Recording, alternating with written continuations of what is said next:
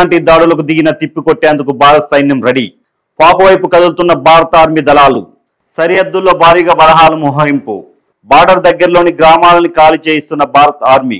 పాకిస్తాన్ కాశ్మీర్ పేరుతో ఇండియాలోని అమాయకులపైన దాడికి దిగడం కరెక్ట్ కాదంటున్న ప్రపంచ దేశాలు. పాకిస్తాన్ పై యుద్ధానికి ప్రపంచ దేశాల మద్దతు భారత్కే. మోడీ గారు మాట్లాడుతూ కూడా మొన్న ప్రపంచం మొత్తానికి చెప్తున్న ఉగ్రవాదాన్ని మట్టిలో కలిపేస్తాం, ఉగ్రవాదులు కలలో కూడా ఊహించని శిక్షలు వేస్తాం, ఉగ్రవాదాన్ని పెంచి పోషిస్తున్న నేతలను కూడా ఎవరిని వదిలిపెట్టాం, ఒక్కొక్కడిని ఎంటాడి ఏటాడి చంపుతాం, కనీసం వాళ్ళు కలలో కూడా ఆ చావు ఊహించని విధంగా ఉంటుంది. బీహార్ మట్టి మీద ఒట్టే చెప్తున్న అమాయకుల ప్రాణాలు తీసిన ఏ ఒక్కడిని వదిలిపెట్టాం. ఇండియన్ ఆర్మీ ప్రతీకార చర్యలు మొదలుపెట్టింది. ఉగ్రదాడిలో పాత్ర ఉన్న టెర్రరిస్ట్ ఆదిల్ షేక్ ఇంటిని సైన్యం ఐఈడీతో పేల్చేసింది. విజయ్ బెహారా తాల్ ప్రాంతాల్లోని బలగాలు కూబింగ్ కొనసాగుతుంది. లోకల్ టెర్రరిస్టుల నివాసాలపై దాడి చేస్తున్నారు. ఉగ్రవాది ఆసిఫ్ ఖాన్ ఇంటిని పేల్చేసిన భారత సైన్యం. పహల్గాంలో ఉగ్రదాడిలో ఆసిఫ్ ఖాన్ ప్రమేయం ఉన్నట్టు ఆరోపణలు. దాడికి పాల్పడ్డ ప్రతి ఒక్కరిని ఎంటాడి ఏటాడి శిక్షించాలి.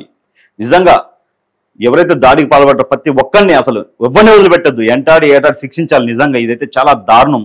ఈ దాడి టూరిస్టులపై కాదు, భారత్ ఆత్మపై ఉగ్రదాడులు దాడి చేసినట్టు మనం ఊహించాలి. ఎందుకంటే మరి దారుణంగా ఇది ఎలా అంటే అసలు ఎవరు ఊహించని విధంగా ఉంది. ఈ ఉగ్రదాడిని భారత్ ఎప్పటికైనా సరే ఇలాంటి ఉగ్రదాడిని ఎప్పటికీ భారత్ క్షమించకూడదు.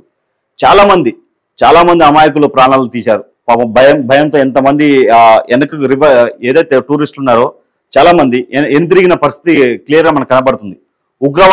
ఎవరైతే ఉగ్రవాదులు కలలో కూడా ఊహించని రీతిలో మోడీ గారు వీళ్ళకి బుద్ధి చెప్పాలని చెప్పి మనం అయితే కోరుకుందాం. నిజంగా ప్రతీకార చర్య ఎంత భయంకరంగా ఉంటుందో చూపించాలి వీళ్ళకి. పాకిస్తాన్ ఉగ్రవాదాన్ని ప్రోత్సహిస్తుంది. నిజంగా చెప్పాలంటే పాకిస్తాన్ ఉగ్రవాదాన్ని ప్రోత్సహిస్తుంది. నిజంగా అక్కడ ఒక డెవలప్మెంట్ లేదు, చదువు అనేది లేదు. నిజంగా ప్రతి ఒక్కరు ఉగ్రవాది లాగా తయారైపోతుంది. నిజంగా చెప్పాలంటే ఎవరైతే దీన్ని ప్రోత్సహిస్తున్నారో ఉగ్రనేతలు, చాలా మంది ఉగ్రనేతలు కూడా ఉన్నారు, వాళ్ళని ఎవరిని ఇడిచిపెట్టద్దు. మోడీ గారు కూడా చెప్పారు మొన్న మాట్లాడుతూ చెప్పారు, చాలా ఎమోషన్ అయ్యారు. పాపం మోడీ గారు కళ్ళల్లో వాటర్ కూడా వచ్చాయి. ప్రపంచం కూడా మన ప్రతీకారం ఎలా ఉంటుందో చూడబోతుందని కూడా చెప్పడం జరిగింది. ఇది నిజంగా ఎందుకంటే ఆల్మోస్ట్ ప్రపంచ దేశాలన్నీ మనకే మద్దతు ఇస్తున్నారు. పాకిస్తాన్ యుద్ధానికి నిజంగా ప్రపంచ దేశాలు మొత్తం మనకే మద్దతు ఇస్తున్నారు. ఒకటి రెండు దేశాలు తప్పించి ఆల్మోస్ట్ అందరూ మనకి మద్దతు అయితే ఉంది. నిజంగా పాకిస్తాన్ పై యుద్ధం చేయాలి. నిజంగా ఎలా అంటే పాకిస్తాన్ ఆర్మీ 3 దిక్కుల రాత్రి పాక్ ఎలాంటి దాడులకు దిగిన తిప్పికొట్టేందుకు భారత సైన్యం రెడీ. పాక్ వైపు కదులుతున్న భారత ఆర్మీ దళాలు. సరిహద్దుల్లో భారీగా బలహాలు మోహరింపు. బార్డర్ దగ్గరలోని గ్రామాలను ఖాళీ చేయిస్తున్న భారత ఆర్మీ.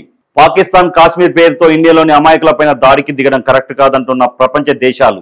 పాకిస్తాన్ పై యుద్ధానికి ప్రపంచ దేశాల మద్దతు భారత్కే. మోడీ గారు మాట్లాడుతూ కూడా మొన్న ప్రపంచం మొత్తానికి చెప్తున్న ఉగ్రవాదాన్ని మట్టిలో కలిపేస్తాం, ఉగ్రవాదులు కలలో కూడా ఊహించని శిక్షలు వేస్తాం, ఉగ్రవాదాన్ని పెంచి పోషిస్తున్న నేతలను కూడా ఎవరిని వదిలిపెట్టాం, ఒక్కొక్కడిని ఎంటాడి ఏటాడి చంపుతాం, కనీసం వాళ్ళు కలలో కూడా ఆ చావు ఊహించని విధంగా ఉంటుంది.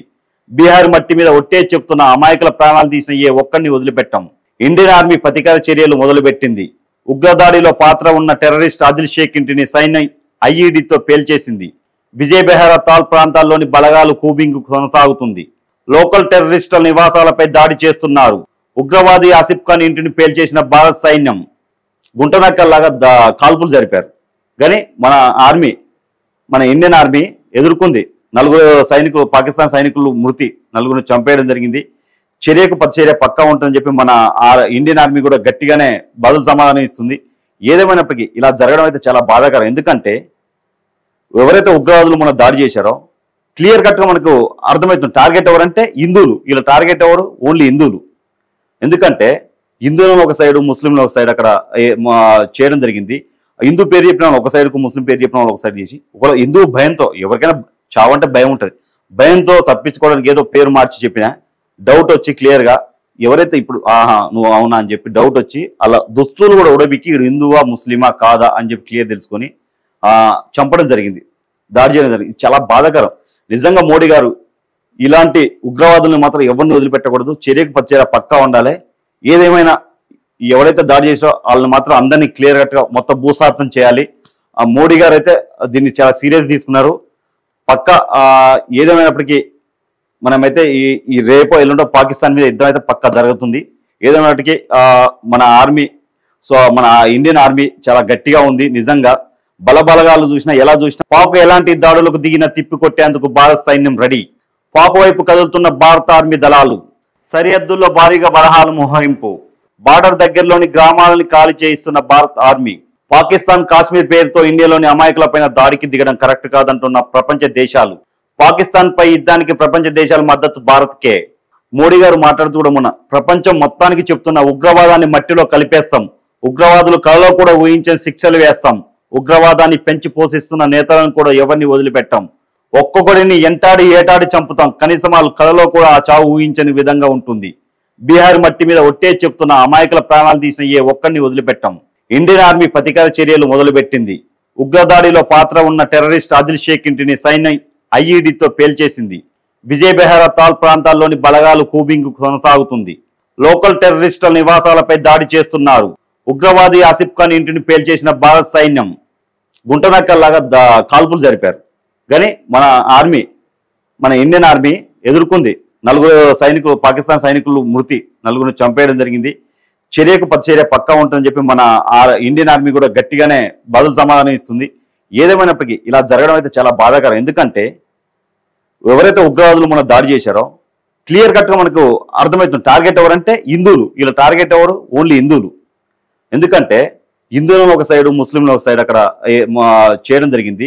హిందూ పేరు చెప్పిన ఒక సైడ్కు, ముస్లిం పేరు చెప్పిన ఒక సైడ్ చేసి, ఒక హిందూ భయంతో, ఎవరికైనా చావంటే భయం ఉంటుంది, భయంతో తప్పించుకోవడానికి ఏదో పేరు మార్చి చెప్పినా డౌట్ వచ్చి క్లియర్గా ఎవరైతే ఇప్పుడు నువ్వు అవునా అని చెప్పి డౌట్ వచ్చి అలా దుస్తులు కూడా ఉడబిక్కి హిందువా ముస్లిమా కాదా అని చెప్పి క్లియర్ తెలుసుకొని చంపడం జరిగింది, దాడి చేయడం జరిగింది. చాలా బాధాకరం. నిజంగా మోడీ గారు ఇలాంటి ఉగ్రవాదులను మాత్రం ఎవరిని వదిలిపెట్టకూడదు, చర్యకు ప్రతిచర్య పక్కా ఉండాలి. ఏదేమైనా ఎవరైతే దాడి చేసారో వాళ్ళని మాత్రం అందరినీ క్లియర్ కట్గా మొత్తం భూస్థాపితం చేయాలి. మోడీ గారు అయితే దీన్ని చాలా సీరియస్ తీసుకున్నారు.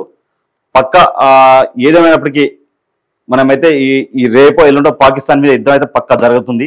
ఏదేమైనప్పటికీ మన ఆర్మీ, మన ఇండియన్ ఆర్మీ చాలా గట్టిగా ఉంది. నిజంగా బలబలగాలు చూసినా ఎలా చూసినా మన